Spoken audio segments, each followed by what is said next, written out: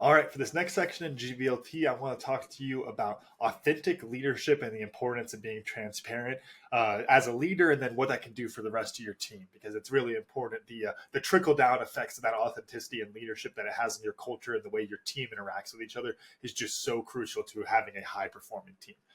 The first piece when it comes to authenticity is that it's important that you're authentic with yourself in all aspects of your life, in all of your life categories. If you are showing up different in different aspects of your life, if you are showing up to work different than you show up to your family, show up to your friends, show up to your hobbies, different things like that, if you are showing up differently, then you are going to kind of degrade your own authenticity. And what that means is not only are you going to be probably more stressed, more tired because you're wearing that facade, you're wearing that mask as you go into those different environments when you're not being authentically yourself. Shifting gears between those things is not going to be easy. It's going to be a drain on you and all of that. But then also, people in your team can tell if you're not being authentic. If you are not showing up and being your authentic self, they can tell.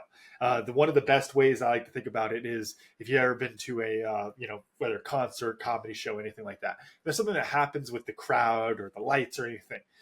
What a lot of us would want to do if we are the performers, we'd want to ignore it and be like, "Ooh, nothing happened. Hey guys, show goes on. Everything's fine." But everyone in that room, everyone in the audience saw what happened. They saw the light break and fall on the ground, or they heard the mic mess up, whatever it is. So if you ignore it and move on, now we all know that you're not really being authentic. You're wearing that mask once again. And what it really takes is that moment of transparency of like, hey, that was weird. Oh my gosh, that light fell. That almost hit our drummer. Well, gosh, it's like, hey, we're going to jump back into the next song. By having that quick moment of acknowledgement, even though you may feel like acknowledging the weird thing that's happening, acknowledging the elephant in the room, if you will, it may feel like that is going to detract from your authority in the matter. What it does is it connects with the audience because they all saw what just happened. And so if you act like you didn't see it or act like it didn't happen, then it really creates that disconnect between you and your audience, or in the business world, you and your team, right? It creates that disconnect. I can even think out here in Tucson, we have the A10s that fly over all the time when I'm out coaching rugby, right? If I just acted like they weren't there, then that would be weird. The players are looking at me like, what the heck is this guy doing? And so I go, yeah, sound of freedom. We'll pause for a second. Pretty jet, isn't it? Yeah, it's cool, isn't it? Okay, cool. Hey, back to it. Let's go. And by having that pause, it connects with the team and shows that transparency and authenticity. The other aspect when it comes to transparency is people tend to think that it means oversharing. It means you're saying every little thing, you're putting it all out there, talking about your doctor's appointments and what's going on with your indigestion and all these kind of things that nobody really wants to hear, right? We all know people who overshare, and I think we tend to picture those people when we picture transparency. But it doesn't have to be that. It doesn't have to be this oversharing. What transparency is finding that balance, or really the right balance of transparency, rather, is finding the balance to where you are sharing enough details that people are understanding what you're going through. They can relate to it. They can see that you are being authentic with the way that you're presenting your situation, but without getting into the nasty details that nobody wants to hear about.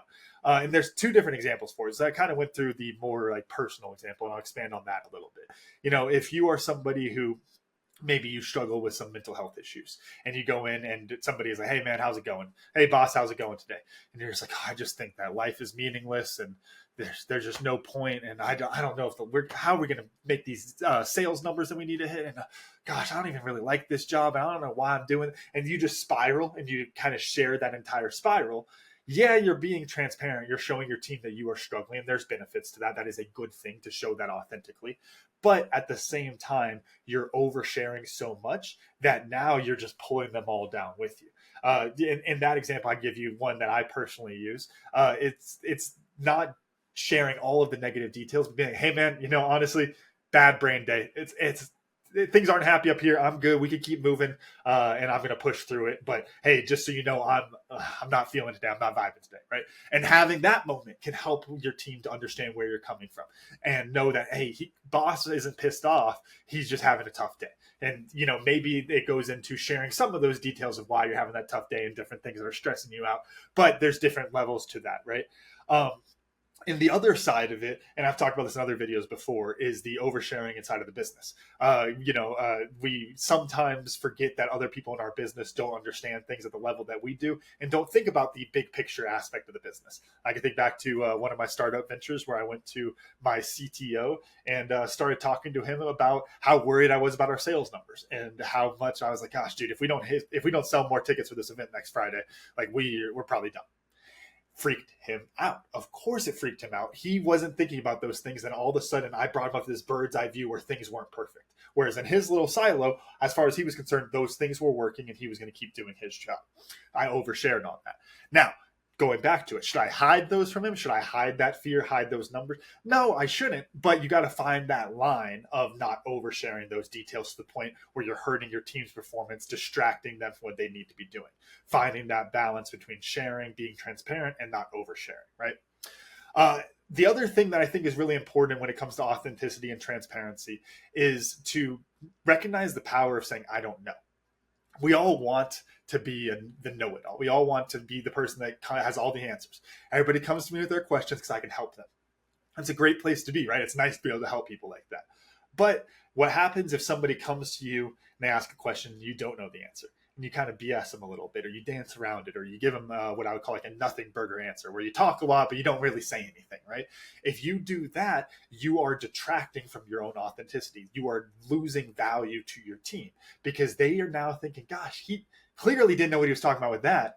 And, come to think of, I asked him something last week and he did kind of answer that kind of funny. And all of a sudden they're starting to poke holes. It casts a layer of doubt over everything that you're doing.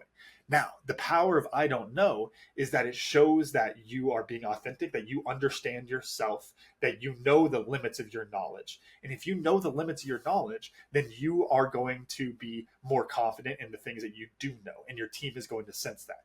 If we go out to the rugby field, right, and you're seeing me coach out there, and we start talking scrums and lineouts and rucks and all these things that I coach, you're going to hear me be confident. If we start talking about some other things, I'm going to be very clear about where my line of knowledge is, because that shows people like, hey, I know some stuff over here, but I also know I don't know everything. And showing people that, showing that you don't know, is really important. And one real actionable aspect of this for you is to tell people I don't know, not just, hey, I don't know, and brush it off, but it's I don't know, but I would love to find out. I would love to work together to solve this problem together. I would love to research that and talk to you tomorrow. You show people that you are, one, aware of where your knowledge is, but two, and this is the key, you're willing to grow your knowledge. You're willing to keep pushing and get better, right? That continuous learning that we all want to talk about, but we very rarely do and very rarely demonstrate to our team. That's the power of I don't know, is that you can show that continuous learning and add to your authenticity inside of your team. The next piece that I always think of, and this kind of goes into the oversharing a little bit, but is the being emotional. A lot of people think that as the leader, you need to be entirely stoic, that you can't show any emotions. And I think there's a lot of truth. There are times for that, right? I've also talked about in other videos that it's important to be optimistic as a leader, right? We need to always be positive, looking towards our vision. That being said, if something goes wrong, just like if that light was falling, if I ignore it, now I'm not being authentic. Right? If something goes wrong inside the business and everyone else is pissed off and you act like it's not a problem, then you're going to degrade the trust that you have inside of your team. You have to recognize those. And the real key is to recognize the emotions, connect with your team on that emotional level, and then build that back towards your vision. I could think of a rugby example where we had a game that was canceled and all my players were very pissed and these kind of things and very upset, right? And I could have gone to them like, hey, back to work. What are you doing? We don't get to be upset. We don't got time to be upset, right? No, I went to them and said, boys, I'm pissed off too. This bothers me. I'm upset about this. That being said, we still have work to do. And I'm going to take this energy, I'm going to take how upset I am, and I'm going to pour it back into the work because that's productive, right? Well, I'm recognizing, I'm being authentic with them about my own emotions because I was pissed off in that time, but that also connects with them about their emotions. And then I offer them that path forward towards the vision that we all want to work towards whatever that is for your team, right? So being emotional can be really important to that. Of course, you also, going back to the oversharing, you don't want to be overly emotional. You might want to show someone on your team that you are sad and that you're struggling with something, and you might be able to cry in front of your team. But if you are bawling and you are just that doing the ugly cry, then that's going to be a problem, right? That's going to degrade your trust a little bit with the team and a little bit of your, authority with the team, right? So you have to be able to walk that balance of sharing without oversharing again.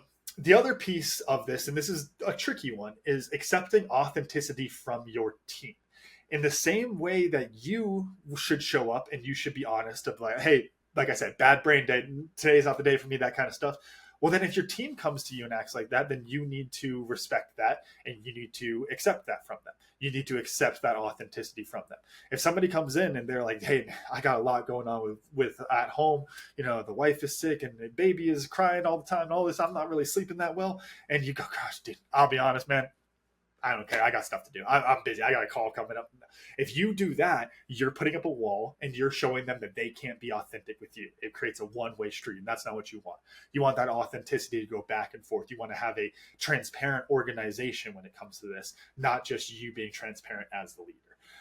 And then the last piece that is really key with this is that it's an ongoing process. Things take time. You are going to make mistakes with this. You are not always going to be authentic. But the way that you fix that is you own up to it. You'd be like, hey, I'll be honest, that wasn't an authentic answer. I was being emotional there and I tried to hide it. And I'm sorry about that, guys. And by leveling with people, showing that you are willing to go through that ongoing process, it encourages your team to go through that ongoing process. If you sit your entire team down and say, hey, folks, we're going to be honest from now on, we're going to be authentic, we're going to be transparent, it doesn't change anything. You have to model it for your team. You have to help them through it. And it's going to be an ongoing process. You're probably never going to reach that point of 100% authenticity, 100% transparency. Kind of goes in lines of on the way to perfection, we find greatness, right? On the way to that perfect authenticity, we find great authenticity and create an authentic culture inside of the team, an authentic team environment. So the outcomes that you get inside of your team when you focus on authenticity and transparency is a culture of trust first and foremost. The team trusts each other. I won't go into the full trust triad. Watch some of Otis's videos inside of GBLP if you want to learn about the trust triad. But your team trusts each other. They trust you. You trust yourself. Everyone on the team has trust. And that goes a long way because if we trust each other, we give each other the benefit of the doubt. When I know that sometimes somebody may be having issues at home, well, then I can give them that little bit of leeway that they need, right? I trust that they are being authentic with that. If we don't have a culture of trust and you tell me that stuff's going on at home, I might doubt you. I might say, come on, I didn't even think you were married. You're complaining about your wife being sick and all this. I don't know about that. I feel like you might be faking it. Same kind of thing. Boy who cries wolf, basically, right? If you don't have that trust, then it's going to degrade your organization. The other piece is, and this goes into that same vein, is that shared sense of understanding. You guys all understand each other. You know what you're going through. You know how people are. You know what kind of ways they react to different things. You know how emotional they can be. You know all those different aspects. You really get to know who they are as a person. When you know somebody as a person, you have that shared sense of understanding. Again, you're willing to give them more leeway for those kind of things. You're also willing to hold them to a higher standard when you need to, because if you have somebody that you know can hit a higher level and you know that they're struggling with stuff, you can say, hey, I believe in you and I know you can hit this, so let's work on it together, right? You have that shared sense of understanding so you can help them with that. And then really what all that means, a culture of trust, shared sense of understanding, it all comes down to it's just a tighter team. Your team is going to function better because they are tighter as an organization. They understand each other. They trust each other. They're authentic with each other. They're not hiding from each other. And when you get that, it's an amazing effect on the business. So hope this helps. Again, the authenticity and transparency is such a big piece. Without going full oversharing, without being too emotional and those kind of things, you still need to show who you are as a person. And if you could do that in your organization, then you're going to build a culture of trust, have a tighter team, and you're going to have a shared sense of understanding that is going to help bring up your bottom line for the business, because you lose all of the miscommunications and misunderstandings that really hurt a team. And those things are hard to quantify, but they do have a really negative impact. So if you build that culture of trust, you are going to see your bottom line raised. And if you enjoyed this video, you guys can go to 10xyourteam.net/GBLP, learn more about the program, schedule a free call with Otis to see about taking your team through GBLP to develop leaders internally rather than trying to hire leaders externally. And when you do that, you're going to build a culture of trust, a culture of understanding, authenticity, and transparency. And that is going to help your team perform at that higher level. So again, that's That's at 10xyourteam.net/GBLP. And if now's not the right time for you to sign up and sign your team up, you want to be as we joke, a DIY badass and just get it all done yourself, hey, stay tuned. We'll keep putting out more of these free videos to help you to develop yourself as a leader and to develop leaders inside of your team. So thank you for your time. We'll see you guys in the next video.